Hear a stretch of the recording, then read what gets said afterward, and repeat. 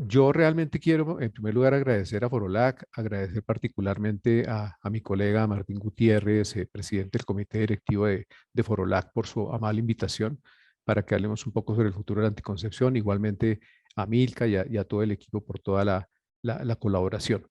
En estos próximos 45 minutos, pues yo lo que trataré de resumir un poco es algunos aspectos históricos, algo de la evolución de los anticonceptivos femeninos, masculinos, lo que vienen nuevos desarrollos, así como los retos que vamos a tener.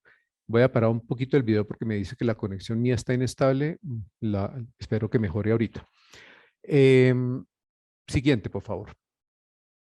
Entonces, empecemos mencionando algunos apuntes históricos sobre anticoncepción. Yo quiero que nos remontemos inicialmente hacia los años 460, 377 antes de nuestra era y recordar a Hipócrates, quien promulgaba como anticonceptivo femenino el uso de la semilla de la zanahoria salvaje, antecesora de la zanahoria que hoy día conocemos actualmente. Antiguamente la zanahoria se cultivaba por sus hojas y las semillas aromáticas, no necesariamente por su raíz como hoy día. Él promulgaba esto como anticonceptivo y también hay que mencionar que Hipócrates fue la primera persona en introducir elementos extraños intrauterinos utilizando un pequeño tubo de plomo y esto es como el precursor del dispositivo intrauterino.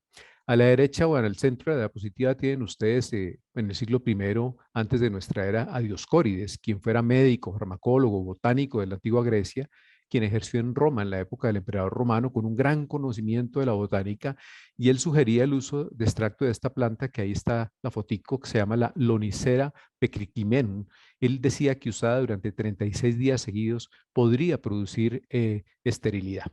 Siguiente, esterilidad masculina, ¿no? Entonces fue el pionero como de la anticoncepción masculina. Pasemos entonces en un gran paso unos siglos y vamos al año 1600 cuando Regner de Graaf en Holanda es la primera persona que describe los folículos ováricos, por eso lo llamamos folículos de Graaf. Hacia 1897, Bert sugirió que la ovulación se inhibía durante el embarazo por el efecto del cuerpo amarillo y con estas bases, Pearl y Surface observaron cómo la producción de huevos disminuía si se inyectaba a las gallinas extractos del cuerpo amarillo. Con esto, en el año 1921, Haberland trasplantaba ovarios de animales gestantes a hembras sexualmente maduras y logró producir infertilidad y se empezó a vislumbrar la inhibición de la ovulación como algo posible, pues el cuerpo amarillo trasplantado del ovario producía progesterona. Entonces se descubre la base de la anticoncepción hormonal, que es la progesterona, y empiezan a buscarse fuentes naturales y luego sintéticas. En 1932, el doctor Edward Doisy, quien fuera premio Nobel del año 1943, él procesó los ovarios de 2.500 cerdas preñadas para obtener tan solo 1 miligramo de progesterona. Es decir, esto no era suficiente, no era eficiente, y es así como para el año 1944, Russell Marker obtiene progesterona a partir de la diosgenina, que es la raíz de la planta que ustedes ven en la parte de abajo, que se llama la Dioscorea bartleti, muy abundante en México. Y posteriormente se encontró que en la raíz del barbasco, también muy abundante en México, llamada Dioscorea compósita, había 10 veces más cantidad de diosgenina. México tuvo un boom de producir la diosgenina hasta que se logró la síntesis química total, se prescindió del barbasco y decayó totalmente para este país la producción para finales de los 80. Siguiente.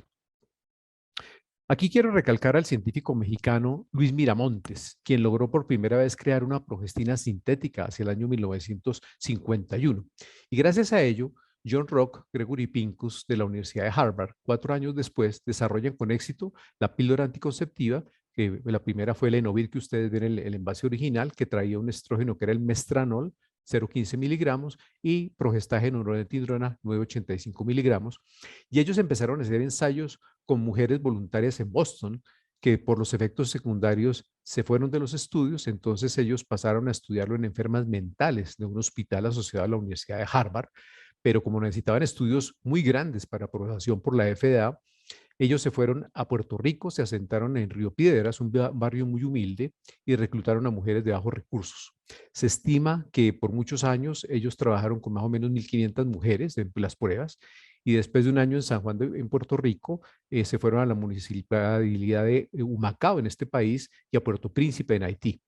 Es así como ya para el 9 de mayo de 1960, la FDA aprueba el anovulatorio oral en Ovid y estos investigadores abandonan las islas caribeñas, nunca recompensaron a estas mujeres, no les brindaron el medicamento que habían ayudado a crear y la píldora tenía un valor en ese momento de más o menos $0,5 y por eso la mayoría de estas mujeres nunca más volvieron a tener acceso a la píldora, mientras Pincus y Rock pasaron a la historia como dos de los hombres que más contribuyeron a la liberación femenina.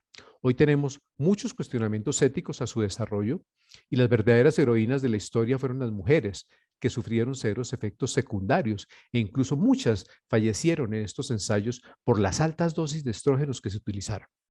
Estas pruebas clínicas poco éticas realizadas en estos dos países llevaron a la creación de nuevas reglas por parte de la FDA que hoy día exigen que participantes de ensayos clínicos reciban información sobre los medicamentos que van a utilizar y haya un consentimiento informado. Siguiente.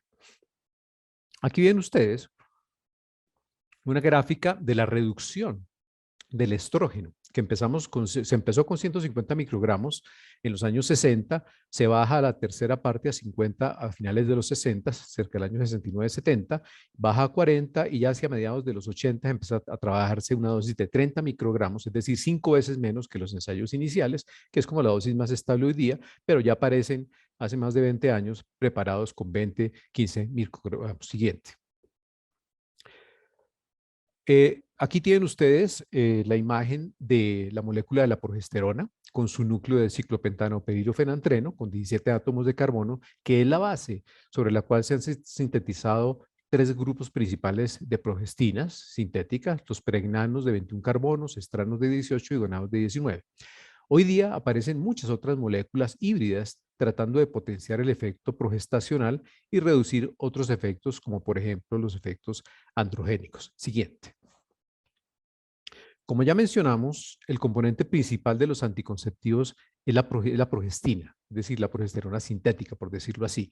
La presencia de los estrógenos, yo lo quiero recalcar, tiene como función principal solamente que haya una proliferación del recubrimiento interno del útero, el endometrio, para que una vez se suspendan, haya un sangrado que se llama sangrado por deprivación que imita el sangrado menstrual. No es una menstruación normal, es una imitación del sangrado menstrual. Y aquí tenemos mucho para reflexionar sobre los aspectos sociales, culturales que rodean las creencias y los mitos sobre la menstruación. Ayer en la sesión de gestión menstrual que yo asistí y me agradó mucho haber estado, se abordó ampliamente este tema precisamente. Ya mencioné el alto costo que pagaron muchas mujeres por las altas dosis de estrógenos simplemente para ver un sangrado cada mes. Aquí tienen ustedes hacia la derecha una investigación que con mi grupo hicimos y describimos todos los aspectos históricos de la menstruación. Para quien le interese el tema, pues con mucho gusto podemos compartirlo. Creo que esto es algo que debemos trabajar bastante. ¿Por qué hemos tenido tantas dificultades en entender los aspectos sociales y culturales relacionados con la menstruación? Siguiente. Entonces, hoy día aún tenemos una alta incidencia de embarazos no planeados, no deseados, barreras de acceso a métodos anticonceptivos modernos y hay inclusive presiones políticas, religiosas que se oponen al desarrollo de nuevos métodos. El método anticonceptivo ideal femenino debería ajustarse a factores sociales, factores económicos, factores culturales. Ojalá fuera un método usuario independiente, con gran adherencia, que ayudara a prevenir infecciones de transmisión sexual, VIH, SIDA, así como otras patologías. Siguiente. Desde hace varios años, y voy a mencionar algo sobre la adherencia terapéutica, la Organización Mundial de la Salud ha manifestado su preocupación sobre este tema. Es uno de los problemas más serios en anticoncepción. Solo para Estados Unidos se calcula que el incumplimiento con las pautas de usar anovulatorios orales contribuye con el 15% del más de 1 millón de gestaciones no planeadas que ocurren cada año en ese país. Por cada punto porcentual que se reduzca la efectividad anticonceptiva, aparecen para Estados Unidos más de 100,000 gestaciones no planeadas. Siguiente. Es decir, el tema de la adherencia terapéutica es complejo. De hecho, es un proceso comportamental bien complejo de entender, determinado por varios factores interactuantes. Aquí hay 5 que menciona la OMS, que tiene que ver con aspectos sociales, económicos, los medicamentos, el grado de cumplimiento de la persona, pero también factores relacionados con el personal de salud y el sistema de asistencia sanitaria. Siguiente. Hay que entender que más de 200 millones de mujeres en el mundo tienen una necesidad insatisfecha de anticoncepción. Necesitamos entonces intervenciones adaptadas a las necesidades de estas personas y las nuevas tecnologías anticonceptivas pueden mejorar la adherencia. O sea, la base de nuevas tecnologías es buscar mejor adherencia terapéutica. Siguiente. Voy a empezar a hacer un resumen de algunas novedades anticonceptivas. Obviamente, como era de esperarse en este mundo actual, pues las aplicaciones han aparecido. Aquí tienen una que se llama el Natural Cycles, donde las mujeres se toman la temperatura y siguen la trayectoria de su ciclo menstrual. La aplicación lo que hace es utilizar un algoritmo para determinar cuándo son fértiles y cuándo deberían abstenerse de tener relaciones sexuales sin protección o protegerse en esos momentos. De hecho, es una forma del método del ritmo y del calendario un poco tecnificada, pero los estudios con estas aplicaciones han sido con pocos casos, la efectividad realmente es cuestionable, como todos estos métodos de control de la fertilidad, y el auge de las APS hace que se esté utilizando bastante. Hemos visto que muchas mujeres olvidan tomar la temperatura antes de iniciar su día y entonces empezamos a tener dificultades. Siguiente. Eh, Aquí vemos, ustedes ven en la diapositiva, si devuelven la anterior, no sé si se sobrepuso. Bueno, no importa, déjala ahí, tranquila. No, no, la anterior, está bien así.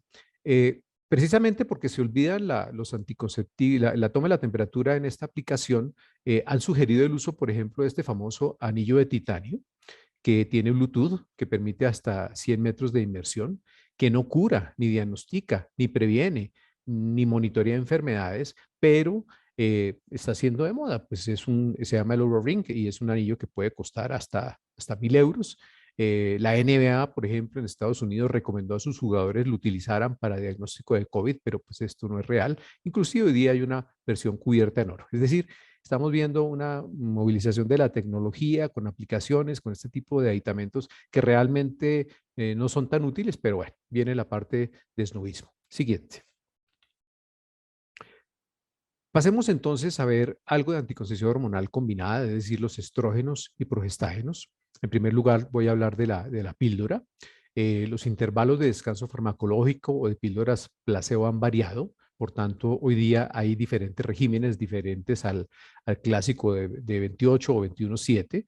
Está el clásico de 21/7 que conocemos, pero hay unos esquemas innovadores, por ejemplo, el régimen 24/4, donde hay 4 días libres, o el 24/2/2, donde hay 2 días de etinilestradiol y 2 días libres, o el 26/2 con 2 días libres de dosis, o inclusive los esquemas continuos entre 62 a 365 días que permiten autonomía en la presencia y espaciamiento del sangrado con una gran eficacia y seguridad. Siguiente. Algunas novedades anticonceptivas, por ejemplo, son la aprobación de un estrógeno natural inicialmente en Canadá, ya hace unos pocos meses en Estados Unidos por la FDA, que es un estrógeno natural que es el estetrol, componente principal de este fármaco. Se produce de forma natural durante el embarazo, pero puede ser sintetizado en forma vegetal a partir de la soya.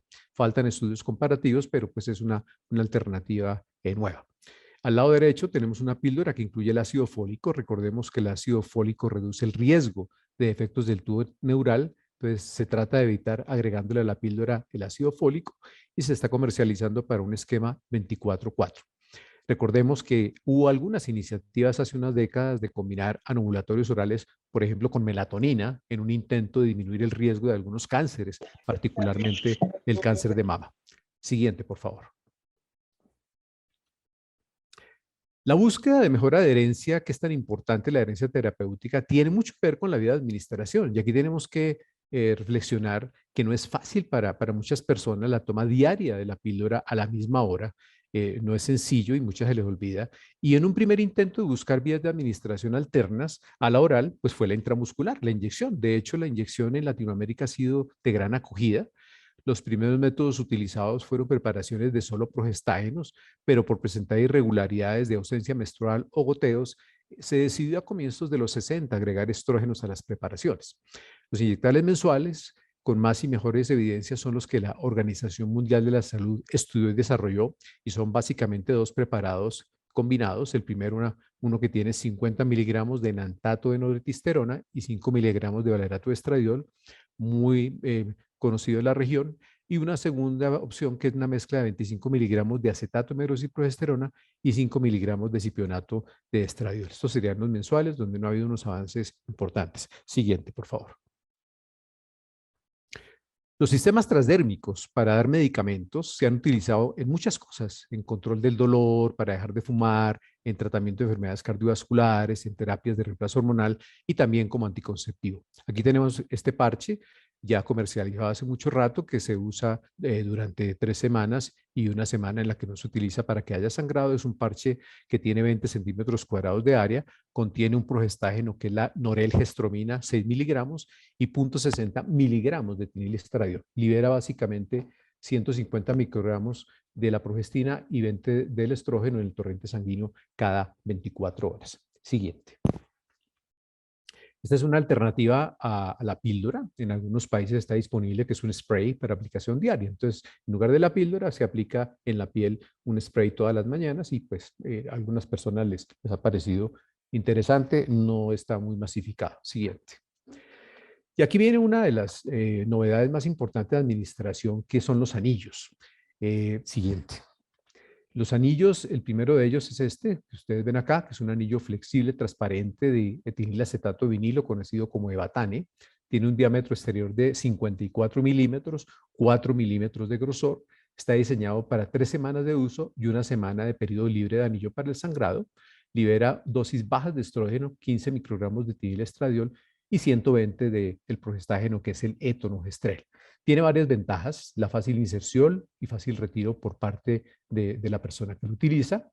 No necesita intervención diaria, una dosis muy baja de estrógenos, pero sin embargo, a pesar de la baja dosis, al tener un primer paso uterino, al estar colocado en la vagina, tiene uno de los mejores controles del ciclo comparado con las demás opciones disponibles, como el inyectable o como los orales. Y también tiene un rápido retorno de la fertilidad al suspenderlo.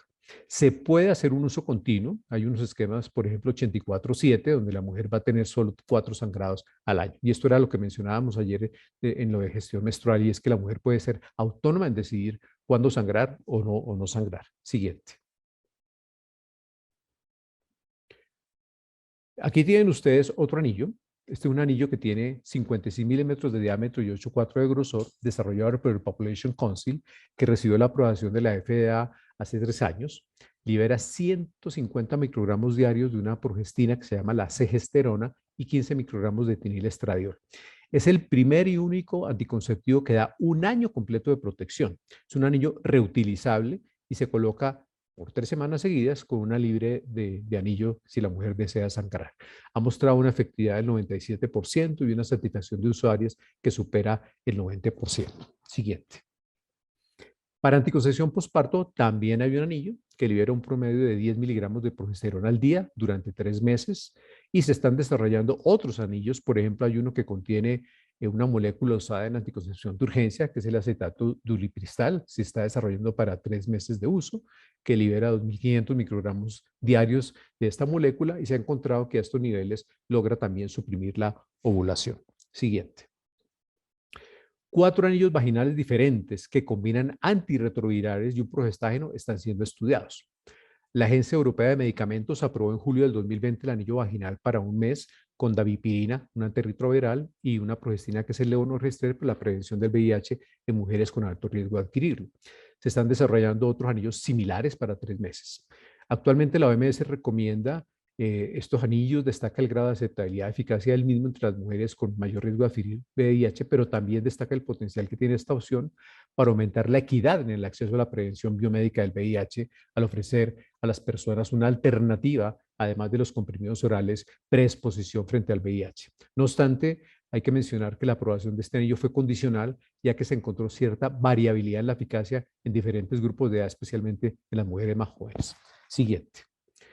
Voy a volver al inyectable, ahora mirar el trimestral para empezar a hablar de métodos de solo progestinas. Aquí tenemos el trimestral clásico que tiene pues, más de 5 décadas de uso, tiene 150 miligramos de acetato de meroxiprogesterona en depósito. Es un método bueno que ha tenido muchos mitos por lo que después de 6 meses de uso aparece ausencia menstrual, o sea, la menorrea. No hay un entendimiento claro en el personal de salud del modelo que hoy llamamos de multicausalidad y le han atribuido muchas cosas como depresión, alteraciones del deseo sexual, osteopenia, etcétera. A la derecha tienen ustedes la novedad que es el Sayana Press, que tiene 30% menos dosis que el anterior, es decir, 104 miligramos de acetato de meroxiprogesterona a depósito, pero la gran ventaja es la autoadministración, es decir, la autonomía de la mujer para colocarse ella trimestralmente su inyección. Hacia el futuro, ¿qué se espera? Inyectables para 6 meses, utilizando, por ejemplo, una tecnología que se llama microesferas. Hay esfuerzos que se han centrado en inyectables de solo progestina, que producirían un perfil farmacocinético mejor que del acetato de meroxiprogesterona en depósito, y de varios ésteres de levonorgestrel y noretidrona, se eligió el butonato de levonorgestrel por tener el mejor potencial. Este se ha venido utilizando a una concentración de 20 miligramos por mililitro en los estudios iniciales de fase 1. Siguiente. Siguiendo con los métodos de solo progestinas, aquí tenemos pues algo muy conocido en la región que son los implantes subtérmicos de levonorgestrel de 6 y 2 barras.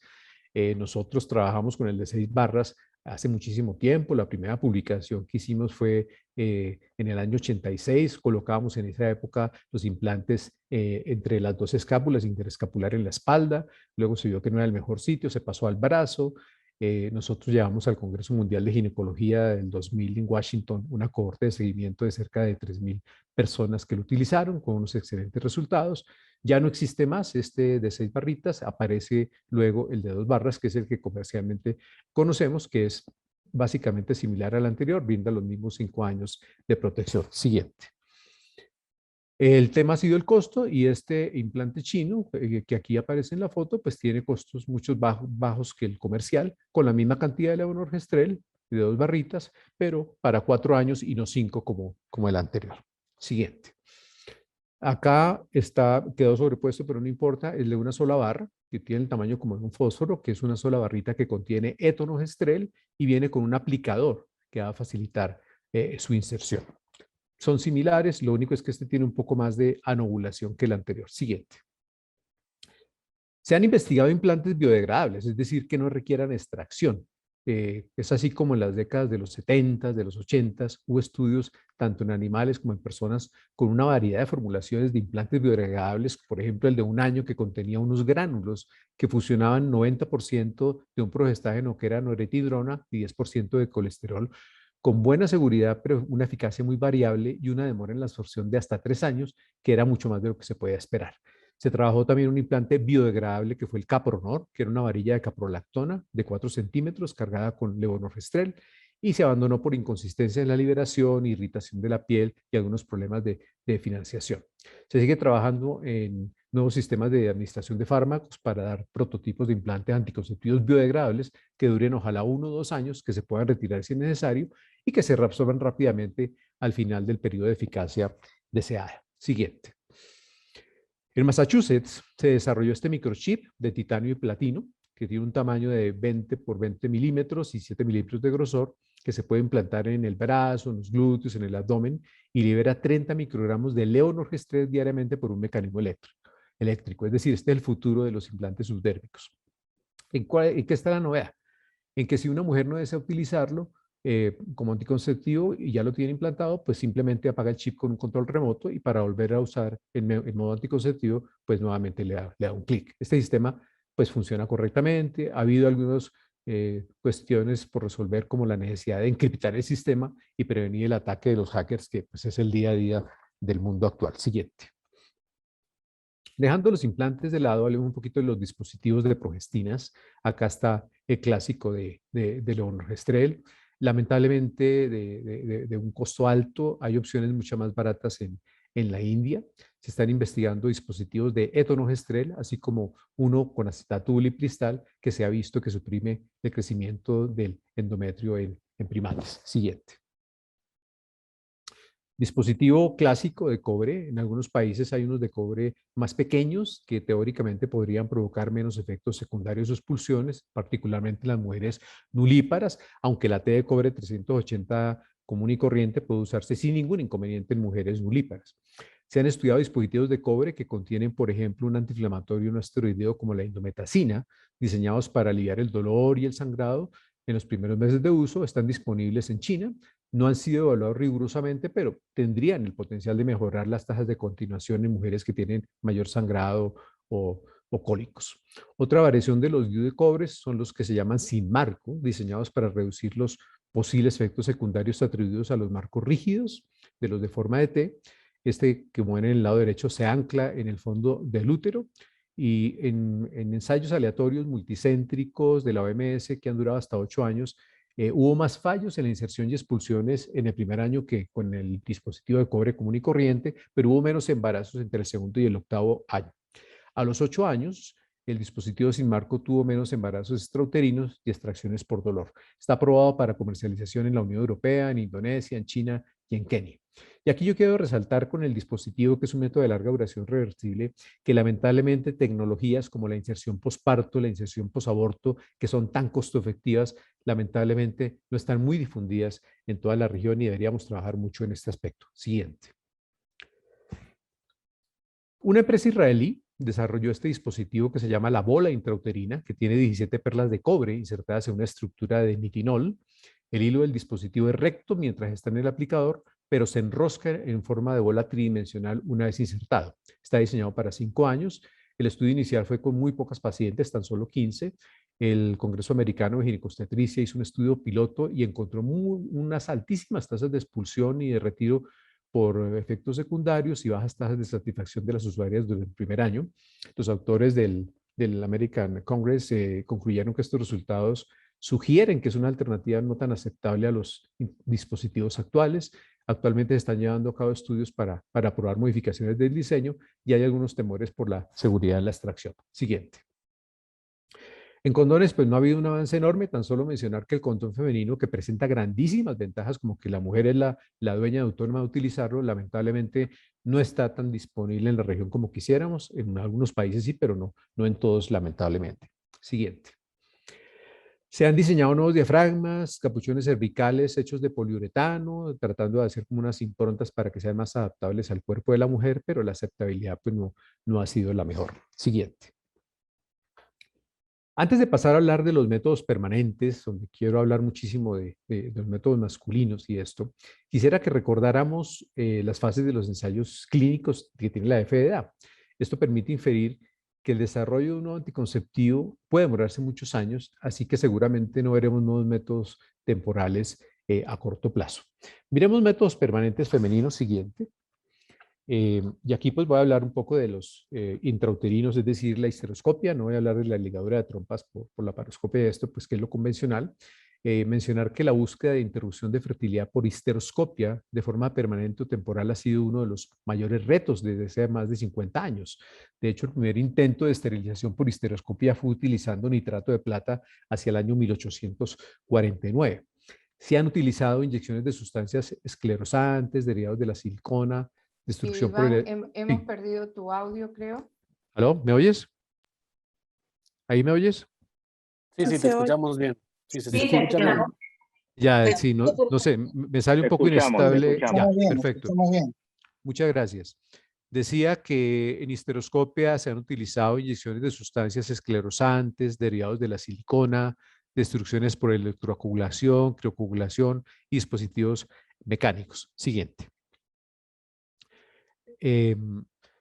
Lamentablemente estamos proyectando es el PDF y no el PowerPoint, entonces se perdió un poco la animación, pero no importa. Aquí básicamente era para mencionar el famoso Essure, que en el año 1996 se desarrolla. Es una espiral que produce una obstrucción tubárica produciendo fibrosis. En octubre del año 2001 se aprobó la aplicación clínica del Essure en la Unión Europea y en el 2002 en los Estados Unidos. Era un muelle expansible de titanio y níquel con medidas de 4 centímetros de longitud por 8 de diámetro. Por su interior ya adosado al eje central de acero, tenía unas fibras de polietileno que era un dacrón, responsables de la fibrosis del canal endotubárico. Aquí ustedes ven, por ejemplo, la aplicación ambulatoria sin anestesia. Esto lo hacíamos nosotros en consultorio de manera ambulatoria. Yo fui instructor del Essure por muchos años, pero realmente hubo reporte de muchas complicaciones y el costo era altísimo para nuestra región. Esto lo producía Bayer. Le costó más de 1.600 millones de dólares el litigio que tuvo, lo retiró, pero asumiendo aspectos de mercado y ya no existe más. Siguiente.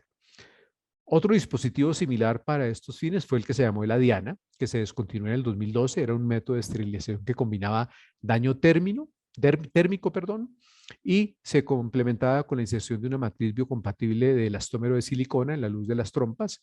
Se introducía un pequeño catéter en los ostium de las trompas, se causaba una lesión térmica con radiofrecuencia y luego una matriz de silicona se desplegaba en la región del tubo donde la lesión se había formado y en las próximas semanas esta oclusión se lograba por crecimiento de fibroblastos. Realmente la esterilización por histeroscopia pues no ha tenido mayores progresos y prácticamente ha desaparecido. Siguiente.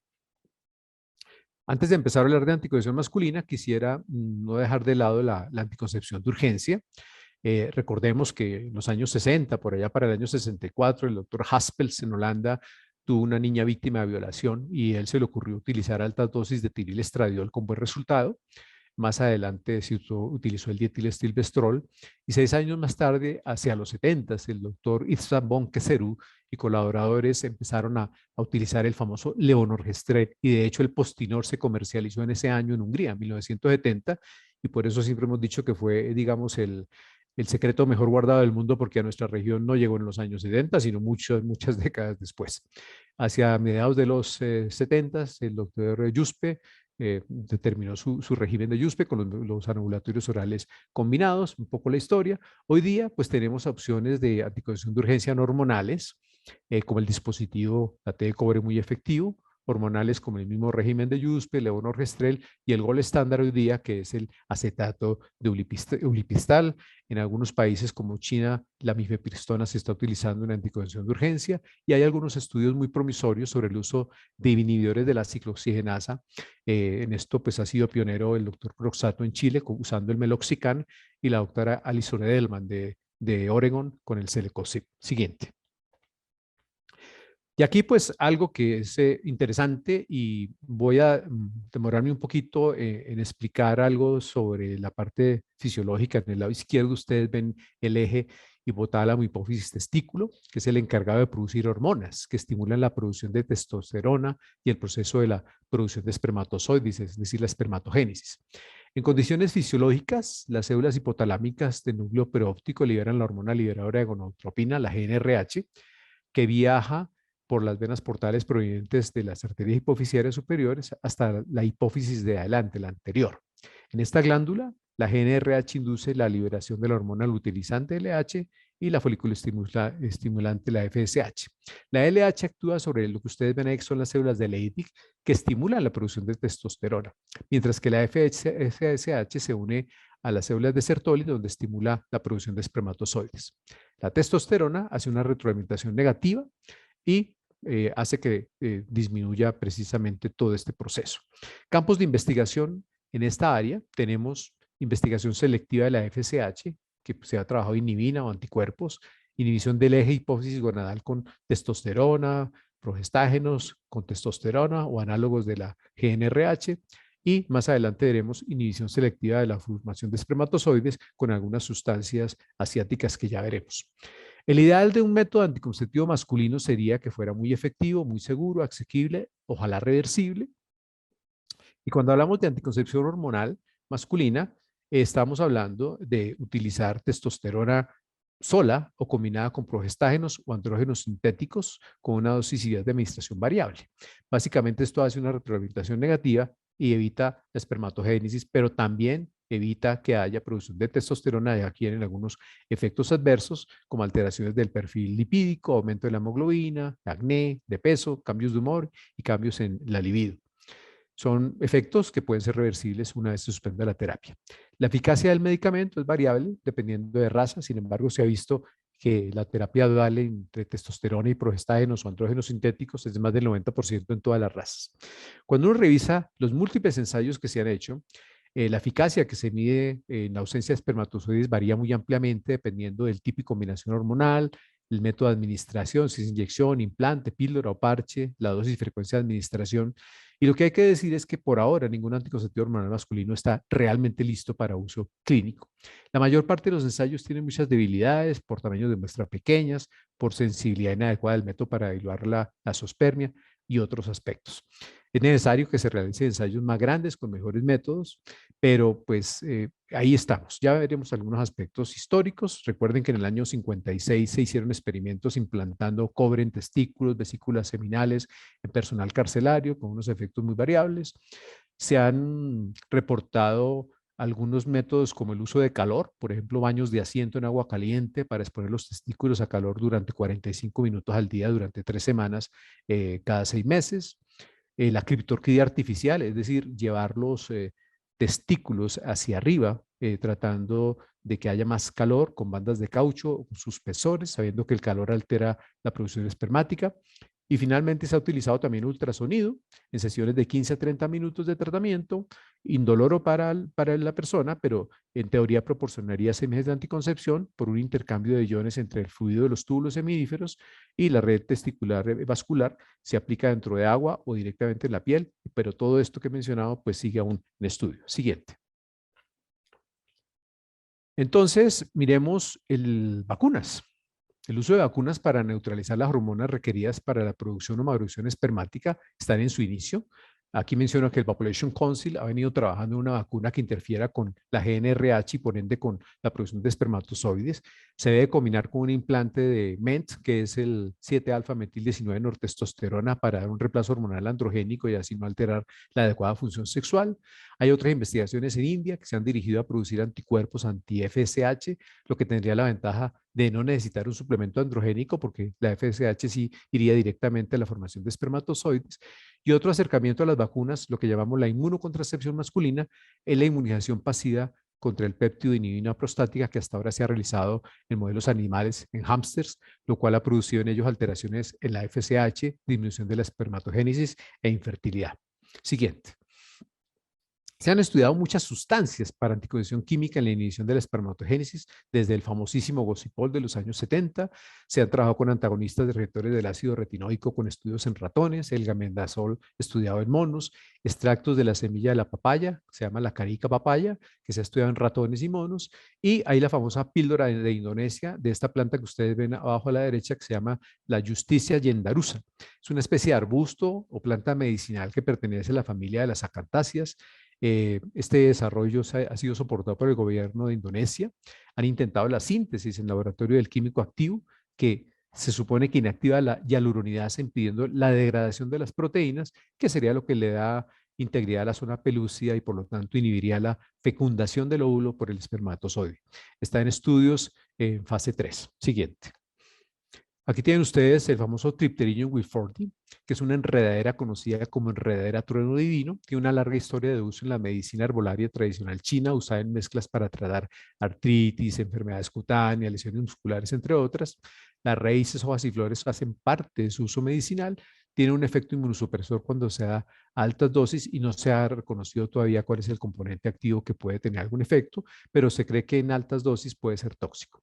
También se ha utilizado el ayudín, ahí está a la derecha, que es análogo de la ionidamida, inyectándolo combinando con FSH modificada y está en estudios por ahora en ratones. Siguiente.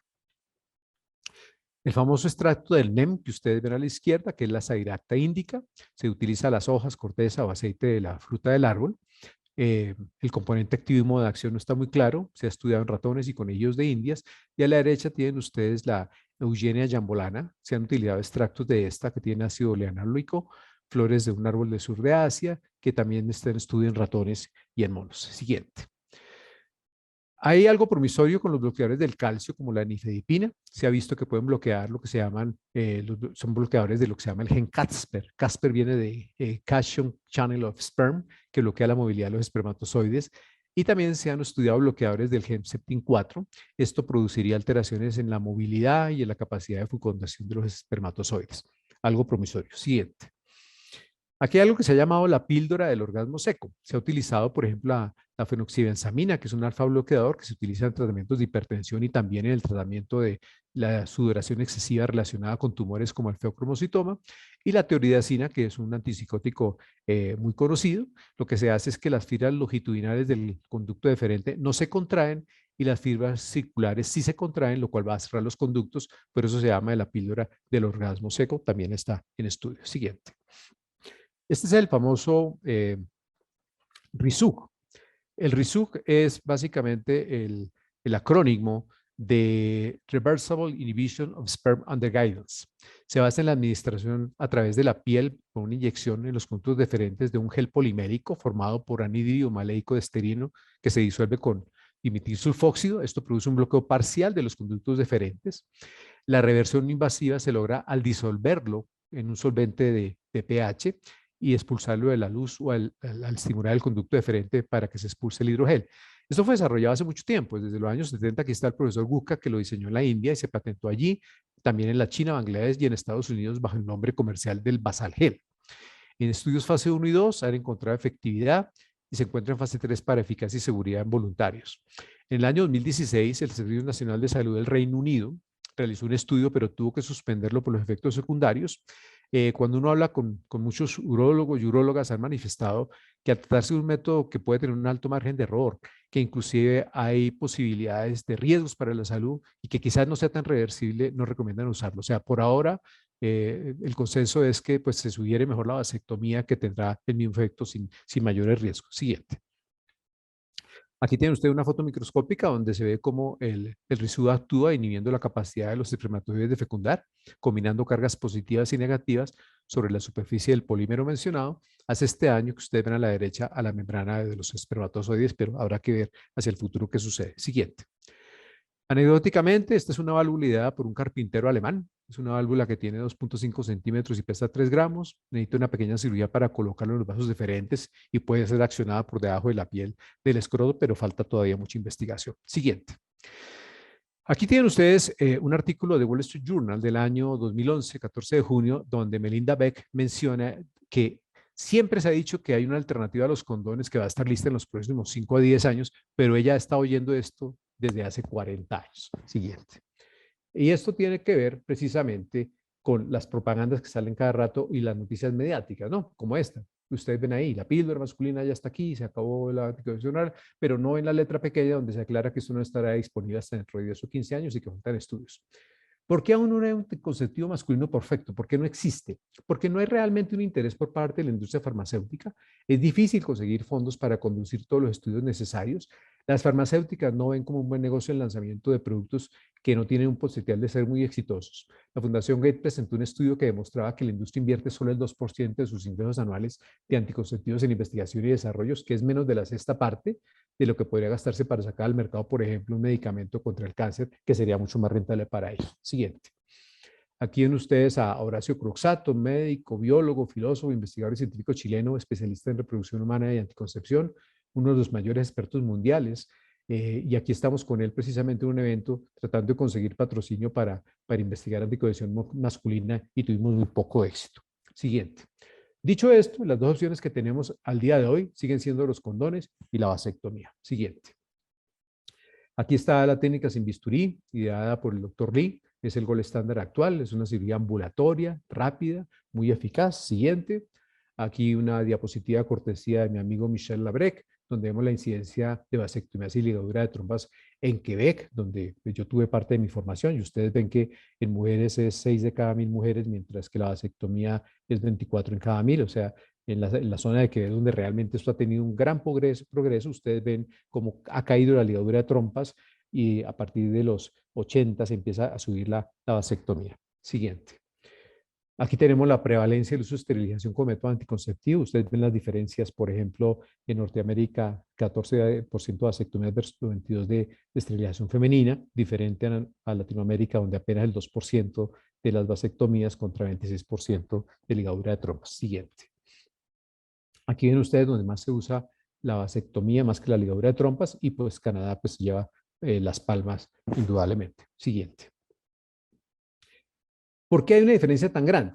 Pues porque no hay una oferta, no hay programas, no hay servicios de vasectomía.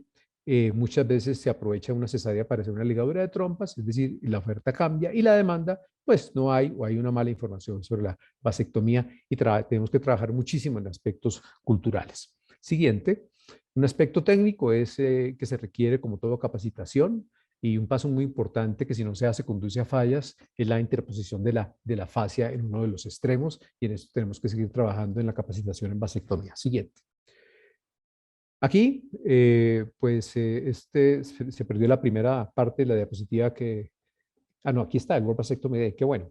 El World Vasectomy Day, aquí tenemos, creo que está Jonathan Stacco acompañándonos, quien ha sido el pionero de esta iniciativa, junto con Doug Stein de Florida y mi amigo Michel Labrec. Siguiente.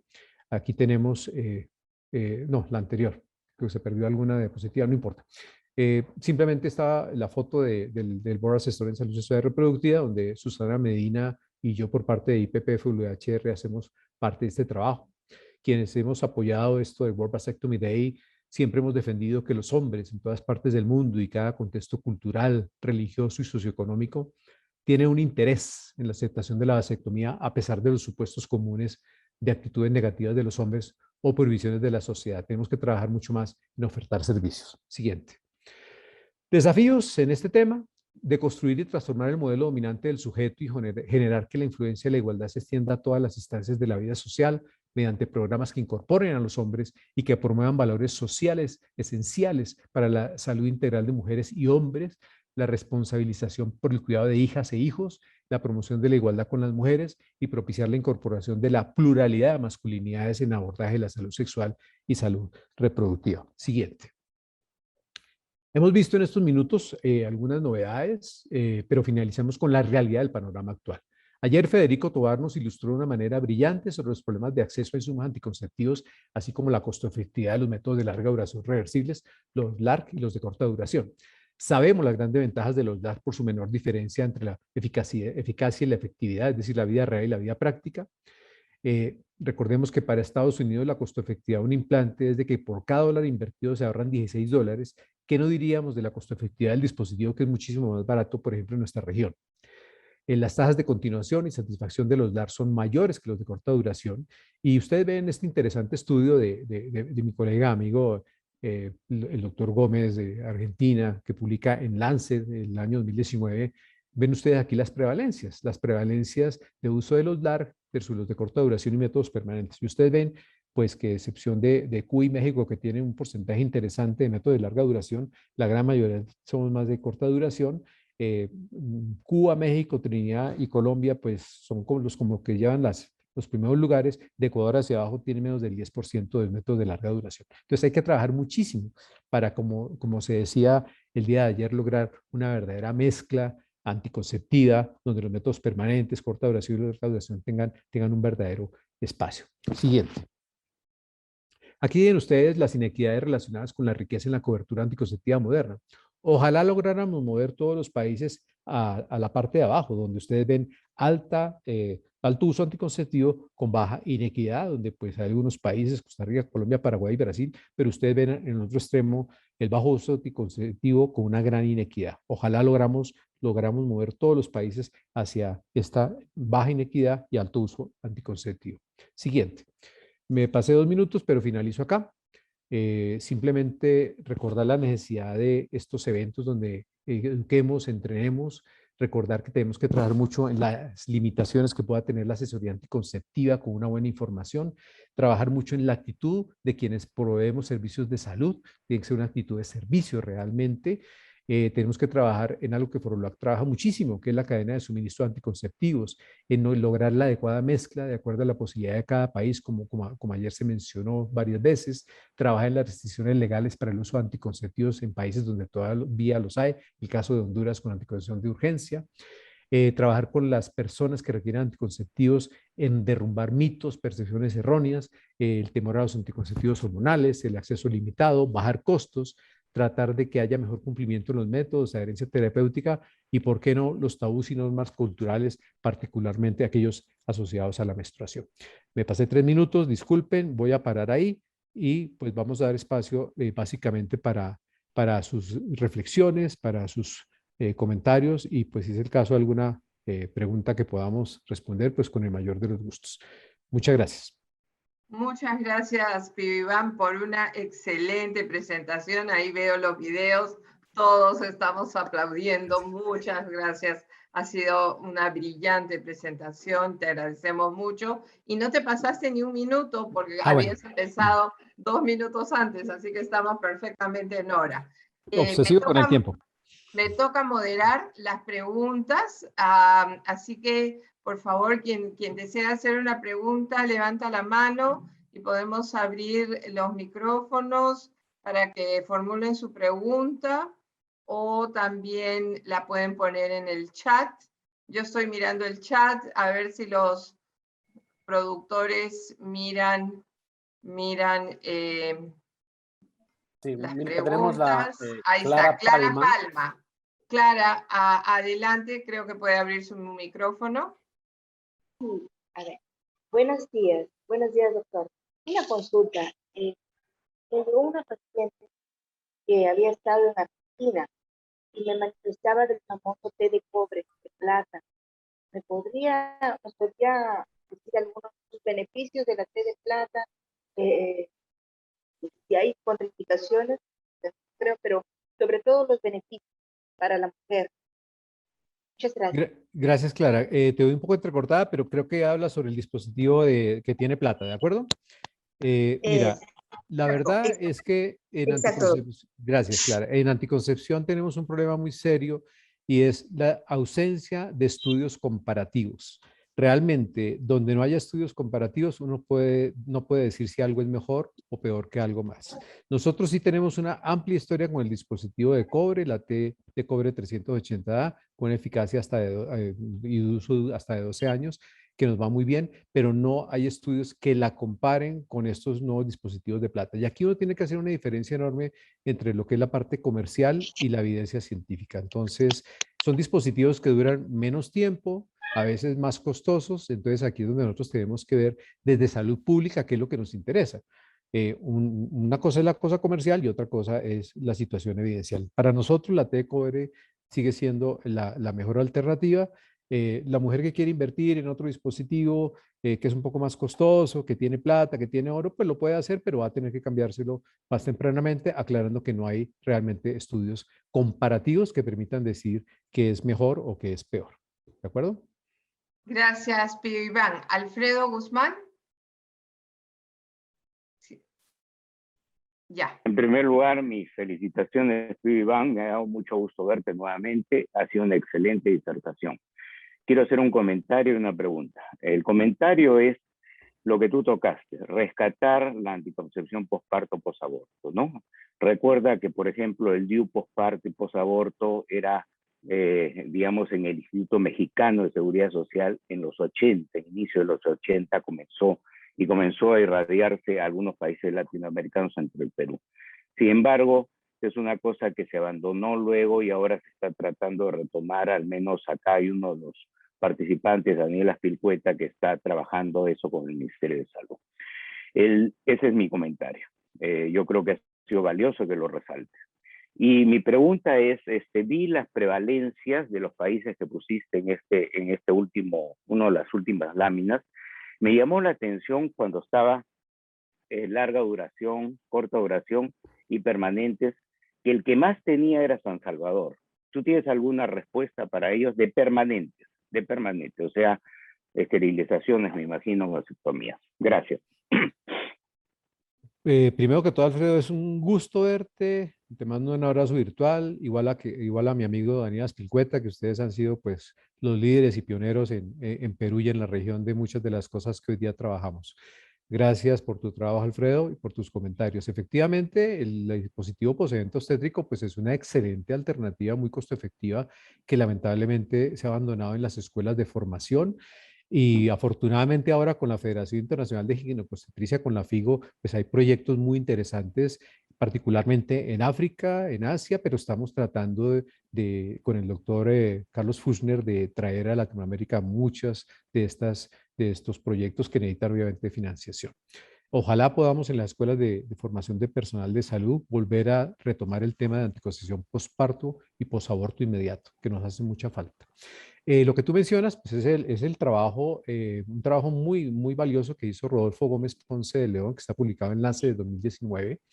Y sí, tú tienes toda la razón. Él muestra cómo en El Salvador tenemos un porcentaje de 36% de esterilización quirúrgica básicamente femenina versus 29% de métodos de corta duración y tan solo 2% de larga duración.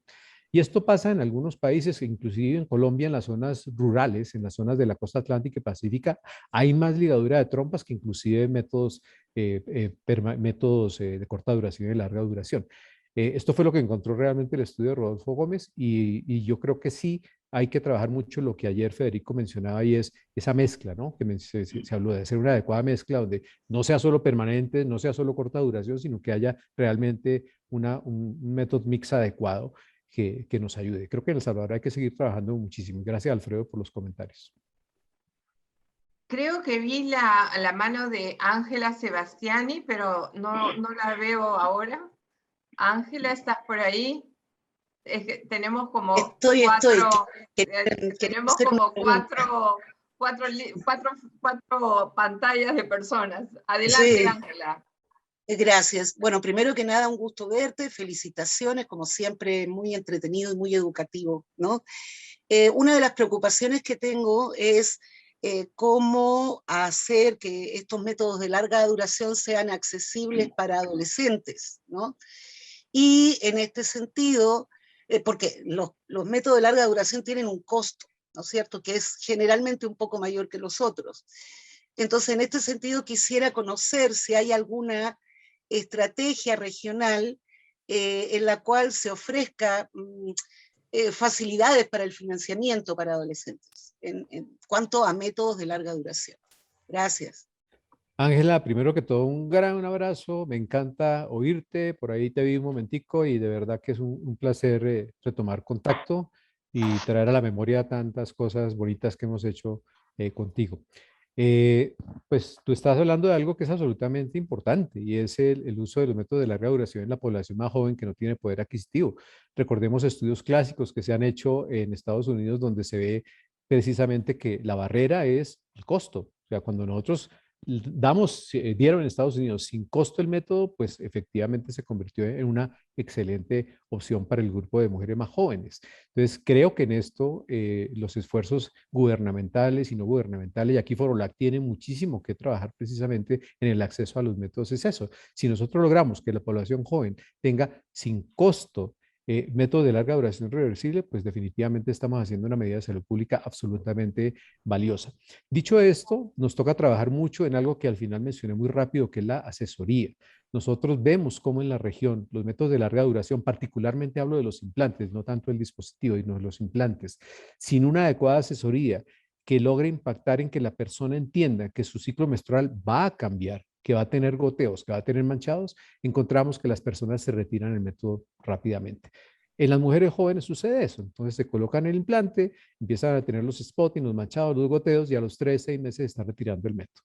Nosotros recién publicamos un trabajo que hicimos en Colombia para ver cuáles eran las variables que llevaban a que la mujer se retirara tempranamente el método y lo hicimos en una institución de salud donde muchas mujeres eran jóvenes y casi el 30% se lo retiraron los primeros 6 meses por el goteo, por el manchado. Esto no es una falla del método, esto es una falla definitivamente de la asesoría. Por eso al final mencioné tanto que hay que trabajar con la actitud de quien da la asesoría, con la calidad de la asesoría y obviamente hay que bajar los costos de los métodos. Gracias, Ángela. Abrazo enorme. Y yo tengo una buena noticia para todos porque justamente estamos trabajando con el secretariado del COMISCA, que es la Comisión de Ministros de Salud de Centroamérica y República Dominicana, en introducir LARCs para adolescentes. Esta es una colaboración muy generosa del gobierno de los Estados Unidos y del pueblo de Estados Unidos a través de USAID. Así que estamos justamente en el afán de trabajar con Secomisca en unas guías clínicas, así como también en toda una campaña para cambio de actitud de los proveedores en los países del Comisca, y esperamos poder contarles un poco más sobre esta actividad en los próximos meses. Una de las buenas prácticas que vamos a hacer es de empatar lo que se está haciendo en Argentina con el Plan ENIA y el gran éxito que el Plan ENIA tiene justamente en fomentar el uso del implante en adolescentes. Así que vamos a estar trabajando con Secomisca en esto, y no solamente en las guías clínicas, pero también en incluir LARCs, o sea, métodos de larga duración, tanto implantes como el DIU y el DIU hormonal, dentro de la canasta que el Secomisca maneja de sus negociaciones conjuntas. Así que estamos en eso y espero poder contarles dentro de poco novedades. Tengo una pregunta en el chat de Gife Rodríguez de Colombia. Quisiera saber qué tan efectivo es la utilización de la mifepristona como anticonceptivo de emergencia y qué posibilidad hay de traerlo a América Latina. Muchas gracias, mi querido amigo. Sí, efectivamente, por ahora mifepristona se está utilizando en China.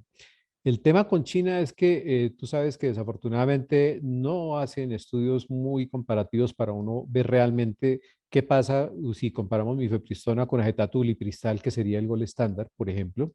Ellos mencionan en sus cohortes grandes que sí hay una muy buena efectividad. Pero dicho esto, y que no hay una evidencia muy clara, tenemos una problemática que habría que abordar en Latinoamérica y es el mecanismo de acción de la mifepristona, porque entonces estamos hablando de un método que potencialmente pudiera básicamente producir alteraciones en la implantación y alteraciones en un embrión ya formado, etcétera, etcétera, y eso es un tema que habría que discutir. No hay temor en hacerlo, claro está, pero sí necesitamos mejores y más claras evidencias. Qué bueno fuera que pudiéramos nosotros encontrar vínculos y pudiéramos hacer una investigación comparativa, por ejemplo, entre el acetato ulipristal y la mifepristona, entre el levonorgestrel, 1500 microgramos versus la mifepristona. Y bueno, pues ese es un vacío que ojalá podamos conseguir fondos y pudiéramos aportar en una investigación de esa índole. Muchas gracias, Ife.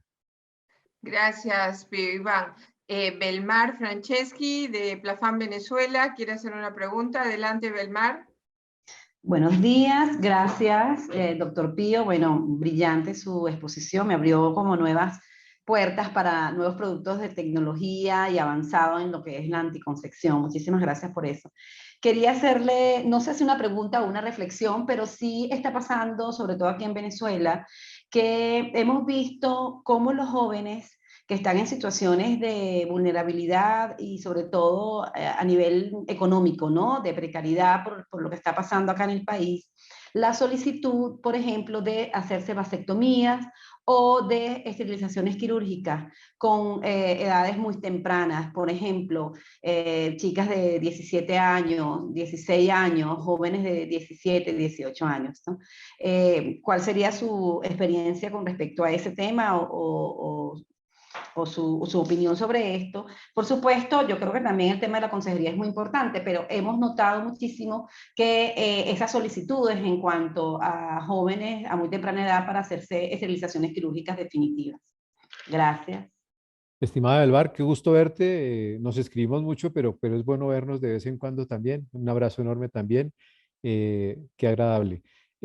No, pues muy importante lo que tú mencionas. Yo aquí creo que lo que hay que reflexionar primero es en el derecho a la autonomía de las personas, que no tiene edad realmente. O sea, con una adecuada asesoría, cualquier persona independiente de la edad puede tomar una decisión. Aquí lo único que hay que mencionar son las restricciones legales que pueda haber en cada país.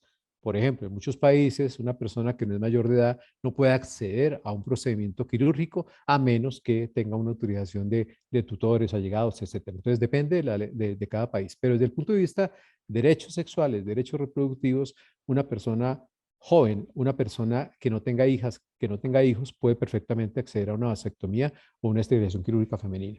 La historia mía personal, como docente de una universidad pública, es que en los años 80 finales, comienzos de los 90, quizás era en mi grupo el único que hacía ligadura de trompas en mujeres sin hijos, mujeres nulíparas. Había instituciones del país muy importantes, pero que por temores legales no lo hacían y nos remitían las pacientes al hospital de la universidad. Fueron muchísimas las mujeres.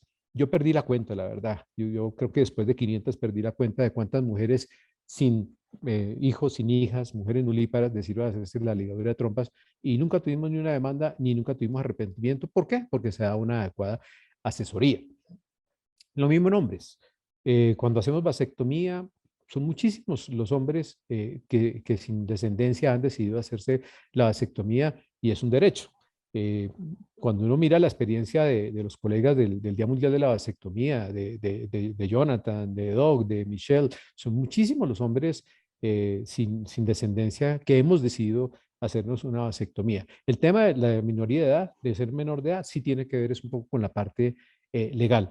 Pero dicho eso, ustedes ven frecuentemente mujeres de 17 años con 3 hijos, 3 hijas, que dicen, no, yo ya no quiero más hijos. Estaría en su derecho, creo que no hay ningún inconveniente. Creo que la limitante es, como tú lo dijiste muy bien, Belmar, básicamente la adecuada asesoría y obviamente la parte legal que cada país tenga. Última pregunta, Lisette Alvarado. Lisette, adelante. Buenos días, mucho gusto. Sí, bueno, yo hablo desde mi pregunta va desde el tema de facilitar el acceso a los adolescentes, no solamente a un adecuado método, sino a una adecuada asesoría. Quisiera saber qué tan factible considera usted que sería una estrategia que nosotros planteamos dentro de en Perú, de repente, de poder hacer llegar a los colegios, ¿no? Consultorios así como hay de psicología, porque acá en Perú, por ejemplo, hay consultorios de psicología dentro de los colegios, hay asesoría psicológica, asesoría sexual y reproductiva abierta para todos los estudiantes, por lo menos de nivel secundario, de modo que puedan ir recibiendo durante el transcurso de su vida escolar esa asesoría permanente en cuanto a estos temas, ¿no? ¿Sería factible, habría posibilidad de armar esfuerzos de lograr esto en la región o no lo consideran muy factible? Muchas gracias por el aporte. No, efectivamente, la educación integral en sexualidad es básica. Nosotros trabajamos masivamente en educación integral en sexualidad que incluye todas las estrategias como la que tú mencionas. Dicho lo que tú mencionas, es importante resaltar que lo que uno ve en muchos de nuestros países es que quien va a dar educación en anticoncepción son los laboratorios farmacéuticos. Entonces son los colegios, los profesores y profesoras de los colegios invitan a la casa farmacéutica KX para que dé las charlas de anticoncepción. Pues obviamente no es la mejor alternativa, ¿no? Yo no tengo nada contra las casas farmacéuticas, pero definitivamente no se puede dejar en ellas el acceso a estas personas jóvenes para que den la asesoría o la información en anticoncepción, porque obviamente hay un sesgo que es claro. Esto tenemos que hacerlo quienes no tenemos intereses comerciales, sino que tenemos intereses desde el punto de vista de salud pública. Entonces, que personas como las que tú mencionas vayan a las instituciones de salud, de formación educativa, para que den toda la información integral, sin sesgos, pues es absolutamente básico y en esto cada país tiene que ver. Tiene que ver qué estrategia es la que mejor funciona. Hay experiencias enormes de todas las asociaciones, organizaciones socias de IPPF, el UHR, en educación integral en salud y este tipo de estrategias. Y pues interesante hacer un conversatorio alrededor de estos temas, pero sí, es una estrategia, como tú mencionas, supremamente válida. Gracias. Simón Martins tiene un comentario. Se habla mucho sobre métodos LARC, pero casi no se habla de prevención de infecciones de transmisión sexual, incluido el VIH, para todas las personas sexualmente activas, en especial jóvenes y adolescentes, y así la importancia de los métodos de barrera, como los condones femeninos y masculinos. También debe ser nuestro rol hablar de prevención, no solamente de anticoncepción. Así que cumplo, Simón. Hay una pregunta. Un comentario chiquito, un comentario, Milka, un comentario pequeñito, dos segundos, de lo que menciona Simón me parece absolutamente válido. Cuando dijimos reforzar la asesoría, es precisamente que la asesoría hable de la doble protección. La doble protección puede ser o los métodos de barrera solos que van a prevenir el embarazo y van a prevenir las ITS, pero también el uso del LARC, obviamente con el método bien sea condón femenino o condón masculino. Gracias. La última pregunta viene de Edgar Narváez y aquí sí lo cerramos porque ya sí nos excedimos 5 minutitos. Así que adelante, Edgar. Muchas gracias, doctor. Gracias, colegas, por la presentación excelente. Solo quería comentar algo, a ver el tema de la experiencia. Hay una revisión sistemática muy interesante relacionada con el aporte de las farmacias privadas en el acceso a anticonceptivos en adolescentes, ¿verdad? Sabemos las limitaciones que hay en los servicios de salud por diferentes razones, entonces buscan donde se sienten más confortables, más rápido, más privado y menos cuestionado, ¿no? Entonces aquí probablemente puede ser una buena oportunidad y hay un documento de prácticas de alto impacto que habla de cómo podemos aprovechar esa área, pero sí cómo necesitamos reforzar esa área con temas de consejería, porque no se trata de solo entregarle para el método que va a buscar. Absolutamente de acuerdo contigo, Edgar. Primero déjame mencionar que resalto mucho lo que ayer mencionaste de los method mix, de la mezcla adecuada de métodos que hoy hemos venido trabajando. El aporte fue tuyo ayer y es valiosísimo. Y de lo que tú mencionas, completamente de acuerdo. Te voy a contar rápidamente una experiencia. En la Universidad Nacional de Colombia, nosotros invitamos a dependientes de farmacias, a regentes de farmacia, a capacitarlos gratuitamente por parte de la universidad en asesoría anticonceptiva, porque creemos que la desmedicalización de la asesoría es importantísima. Si nosotros seguimos pensando que quien va a dar la asesoría tiene que ser enfermería o medicina, estamos fallando. Tenemos que desmedicalizar mucho esto, tenemos que la gente acceda realmente a los servicios y la farmacia puede serlo, haciéndolo capacitadamente. Es decir, si solamente van por un interés comercial y ellos venden lo que quieren vender, perfecto. En la capacitación que hacemos nosotros, la primera conferencia era una sensibilización del papel social del farmacéutico en su trabajo. Es decir, ¿cuál es su papel realmente en la sociedad? Era motivarlos para que no es que induzcan a que alguien compre un método anticonceptivo, sino que realmente se vaya con el que necesita y los capacitamos en asesoría, en anticoncepción y realmente fue muy interesante. Nosotros alcanzamos a capacitar cerca de 1.200 regentes de farmacia en todo el país con experiencia bastante interesante. Me parece que lo que tú mencionas tenemos que explorarlo más. Exactamente, hay una HIP, una práctica de alto impacto en anticoncepción que se ha revisado como una revisión sistemática importante y creo que sí vale la pena que en Forolac miremos algo para trabajar con dependientes de farmacia. Gracias, Edgar.